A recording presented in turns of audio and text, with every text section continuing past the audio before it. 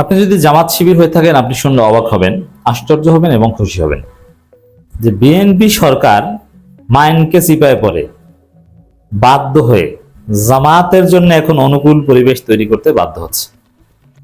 যেখানে কিছুদিন আগে আমরা আলামত লক্ষ্য করছিলাম যে বিএনপি তো জামাতের বিরুদ্ধে ষড়যন্ত্র করবে, বিএনপি সব জায়গা থেকে জামাত খেদাবে, সব কিছু দখল করবে। হ্যাঁ, তাদের দখলদারিত্ব থেমে নাই, কিন্তু তারপরও যে চিন্তা ছিল ওই চিন্তা নাই। মাইয়ার গায়ে জ্বর বলে না, ওরকম। দর্শক, বিএনপি আর্থিক খাতকে জামাত মুক্ত করার একটা উদ্যোগ নিয়েছিল। যেহেতু বিএনপি ভারতের হাত ধরে ক্ষমতা এসেছিল, আওয়ামী লীগ বিএনপিকে ভোট দিয়েছিল, বামপন্থীরা প্রথম আলো ডেইলি স্টার এরা বিএনপির উপর সওয়ার করেছিল, এবং ওই যেসব অর্থনীতিবিদ এবং বুদ্ধিজীবীরা পরামর্শ দিয়ে ইসলামী ব্যাংক দখল করিয়েছিল আওয়ামী লীগের মাধ্যমে, তারাই এখন নানানভাবে অর্থনীতিকে জামাত মুক্ত করার একটা পরিকল্পনা বিএনপিকে দিয়েছিল। আমরা সেটা নিয়ে বারবার উদ্বেগ প্রকাশ করেছিলাম এবং নানান আলোচনা করেছিলাম যে না, বিএনপি আওয়ামী লীগ যে কাজটা করেছে ক্ষমতা আসার 12 বছর পর, যেমন ইসলামী ব্যাংক দখল, এটা বিএনপি আওয়ামী লীগ ক্ষমতা আসার 12 বছর পর করেছে। সেই কাজ 12 বছর বা 11 বছর পর, 11 বছর পর সেই কাজ বিএনপি করেছে 1 মাসের মধ্যে, 1.5 মাসের মধ্যে ইসলামী ব্যাংক দখল করতে যাচ্ছে। আরো ব্যবসা বাণিজ্যের নানান সেক্টরে জামাত মুক্ত করার একটা পরিকল্পনা বিএনপি সরকার ছিল, কিন্তু না, বিএনপির কপাল খারাপ। বিএনপি এমন বেকায়দায় পড়েছে, এমন মাইনকে চিপে পড়েছে, বিএনপি ওই পথ থেকে ফিরে আসে। বিএনপির নাকে খত দিয়ে এখন জামাতের সাথে আপোষ করে কোন রকম বাঁচার চেষ্টা করছে, কচুরিপনা ধরে। কারণ বিএনপি দেখেছে যে অর্থনীতিকে যদি জামাত মুক্ত করতে যাই, ইসলামী ব্যাংক যদি দখল করতে যাই, তাহলে আম সালা সব যাবে। কারণ জামাত আঙ্গুল বাঁকা করেছিল, জামাত স্পষ্ট করেছে কোনো আইন করে কোনোভাবে ইসলামী ব্যাংক নিয়ে যদি কেউ তাল বাহানা করে, প্রয়োজনে আগুন জ্বলবে। এবং জামাতের পল্টন থানা আমির শাহিন আহমেদ খান থেকে শুরু করে আরো অনেকে আছে, খুব সক্রিয় অবস্থান করেছেন। ফাজলামি করবেন, রক্তের বন্যা বইবে, একটাও সুস্থভাবে ফিরে যেতে পারবে না। ইসলামী ব্যাংক নিয়ে যারা দখলবাজি করতে আসবে, ফাজলামি করতে আসবে, এটাকে সেই 2017 সাল যে ডিজিএফআই এর মাধ্যমে কাউকে তুলে নিয়ে যে তারপরে ব্যাংক দখল করাবে, সেটা নিলেও ব্যাংক ডিজিএফআই এর মাধ্যমে কাউকে পদত্যাগ করাতে বা নতুন কাউকে নিয়োগ দিতে পারবে, কিন্তু ব্যাংকের ভিতরে তো তাদের ঢুকতে হবে। একটাকেও কোনো দখলদারকে ইসলামী ব্যাংক, মতিঝিল, দিলকুশায় কিংবা বাংলাদেশের কোনো শাখায় কোনো দখলদারকে ঢুকতে দেওয়া হবে না, আস্থা ফিরে যেতে পারবে না। জামাত এই ব্যবস্থা করবে। তা বিএনপি ভয় পেয়েছে, এই ভয় তো আছেই, এটা আসল ভয় না, আসল ভয় অন্য জায়গায়। বিএনপি দেখেছে যে যদি দখল করতে যাই তাহলে আমসালা সব চলে যাবে, অবস্থা খারাপ। কারণ যুক্তরাষ্ট্র বা IMF, ওয়ার্ল্ড ব্যাংক লোন দিবে না, এটা হচ্ছে আসল সমস্যা। আর এসালমকে বাংলাদেশের জনগণ মানবে না।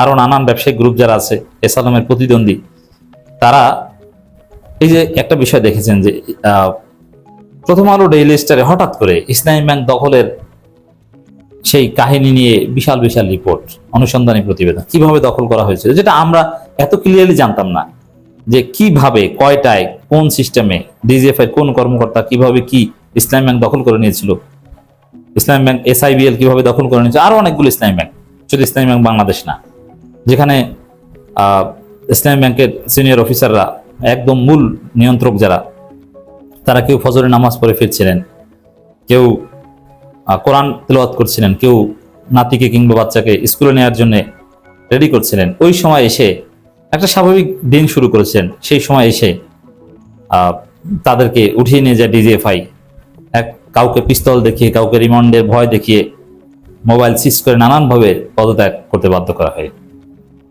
এত ডিটেলস তো আমরা জানতাম না, এটা প্রথম আলো এবং ডেইলি স্টার মাধ্যমে ধারাবাহিকভাবে জানছি। এখন আরো সামনে আরো অনেক কিছু আসবে। এটাও বা কেন? প্রথম আলো ডেইলি স্টার তো এই ইসলামী ব্যাংকের বিরুদ্ধে, তারা কেন এখন এই দখলদার বা ইসলামের মুখোশ উন্মোচন করছে? এটা হচ্ছে ব্যবসায়িক গ্রুপের মধ্যে ইন্টারনাল ক্লাশ। যেমন এসালম বেক্সিমকোকে দেখতে পারে না, বেক্সিমকো এসালমকে দেখতে পারে না, দুইটাই কিন্তু আওয়ামী লীগ। যেমন ইসলামী ব্যাংক, এটার মালিকানা বেক্সিমকো চেয়েছিল, সালমান এফ রহমান নিজে চেয়েছিল এস আলমের কাছে, কিন্তু এস আলম দেয়নি। বসুন্ধরার সাথে, বেক্সিমকোর সাথে, বসুন্ধরা আওয়ামীপন্থী, এদের সাথে ইন্টারনাল কনফ্লিক্ট আছে। আবার ট্রান্সকম গ্রুপের সাথে এস আলমের অনেক প্রতিযোগিতা আছে, যার ফলে এই এস আলমের মুখোশ এখন উন্মোচন করছে প্রথম আলো daily star. Transcom group is related to প্রথম আলো ডেইলি স্টার। আর এর ফলে এস আলম কিছুতেই আর আসতে পারবে না, বুঝতে পারছেন? আর এস আলম আসতে না পারলেই ওটাই জামাতের বাজিমাত।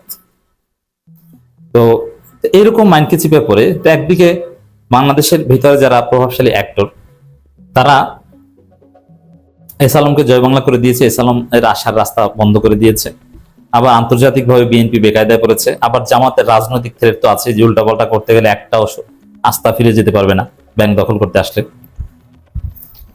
এবং দেশের অর্থনীতির যে করুণ অবস্থা, যে কোথাও কোনো লোন পাচ্ছে না, বাজেট ঘোষণার টাইম একদম চলে এসেছে, কোথাও কোনো বাজেট সাপোর্টারি লোন তার কোনো খবর নাই, দেশে ইনকাম বাড়ার কোনো খবর নাই, বিদেশি কোনো ইনভেস্টমেন্ট নাই, বাজেটে সুখবর দেওয়ার মতো কোনো রাস্তা নেই। তার মধ্যে আবার যুক্তরাষ্ট্রের সাথে বাণিজ্য চুক্তি করে মাইনকে চিপে পড়েছে। তার মধ্যে আবার ভারত আমাদেরকে মারাত্মকভাবে ডিস্টার্ব করছে। ভারত এক প্রকার সামরিক আগ্রাসনের আলামত বা ইঙ্গিত দিচ্ছে, প্রয়োজনে বাংলাদেশে হামলা করবে ভারত, এই ধরনের ইশারা ইঙ্গিত দিচ্ছে। বাংলাদেশের পায়ে পড়ে ভারত যুদ্ধ বাধাতে চাচ্ছে। এই সামগ্রিক এই পরিস্থিতিতে বিএনপি অস্থির হয়ে পড়েছে, এভাবে আর টিকতে পারছে না, যার ফলে জামাতের সাথে ঝামেলা যাওয়া তারা বন্ধ করেছে।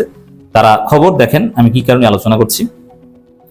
আমির খসরু মাহমুদ চৌধুরীর বক্তব্য, অর্থমন্ত্রী, আর্থিক খাতে রাজনৈতিক হস্তক্ষেপ হবে না, বিনিয়োগ হবে স্বাধীন। আর্থিক খাতকে জামাত মুক্ত করবে, জামাতপন্থী বিনিয়োগ বা জামাতি বিনিয়োগ এটাকে উৎখাত করবে, এই ছিল চিন্তা। না, এখন রাজনৈতিক হস্তক্ষেপ হবে না, এর মানে জামাতপন্থী আসলেও কিছু না আসলেও কিছু না, এটা রাজনীতি দিয়ে হবে না, যার যোগ্যতা আছে সে। যেমন বাংলাদেশে যদি ইসলামী ব্যাংক, ইবনে সিনা বা এরকম জামাতপন্থী কোনো প্রতিষ্ঠান বা জামাত যদি সে আল রাজিকে আবার নিয়ে আসতে পারে, কুয়েত ফাইন্যান্সকে নিয়ে আসতে পারে, দুবাই ইসলামী ব্যাংকে নিয়ে আসতে পারে, তারা হিউজ অ্যামাউন্টের ইনভেস্টমেন্ট করলেও কোনো সমস্যা নেই। এখন বিএনপি কে বাঁচতে হলে দরকার ইনভেস্টমেন্ট। তা সেখানে কে কোন পন্থী, কে হুজুর কে গায়ের হুজুর, এটা দেখার টাইম নেই। জামাতের টুটি চেপে ধরো, এটা দেখার টাইম নেই। বুঝতে পারছেন? জামাত শিবিরকে কার্যত বলছে যে তোমরা ইনভেস্টমেন্ট করো, তোমরা ইনভেস্টমেন্ট নিয়ে আসো বাবা, তোমরা আমরা একই। আবার সেই বাংলাদেশ ব্যাংকের গভর্নরের বক্তব্য, আইন অনুযায়ী আর কখনো ব্যাংক খাতে ফিরতে পারবে না লুটেরা। আমরা দেখেছি যে এস আলমকে ফিরিয়ে আনার জন্য নতুন আইন করা হয়েছে, এখন বাংলাদেশ ব্যাংকের গভর্নর বলছে যে না, ফিরতে পারবে না, সমস্যা নেই, এস আলম আর ফিরতে পারবে না। তো এই যে এস আলম ফিরতে পারবে না, আবার রাজনৈতিক হস্তক্ষেপ হবে না, এটা তো জামাত শিবিরের জন্য অনুকূল পরিবেশ তৈরি করা। জামাত তো এটাই চায়। এটা কেন এরকম করতে হচ্ছে বিএনপিকে? এই যে অর্থনীতি চলছে না, জামাতের হেল্প ছাড়া চলার কোনো সুযোগ নেই। এখন জামাতকে বলছেন আসেন, আপনাদের জন্য সবকিছু অনুকূল পরিবেশ। জামাতও সুযোগে বিএনপির কাছ থেকে অনেক কিছু আদায় করে নিচ্ছে। ভালো খবর, জামাত শিবিরের লোকজন খুশি হয়েছেন না?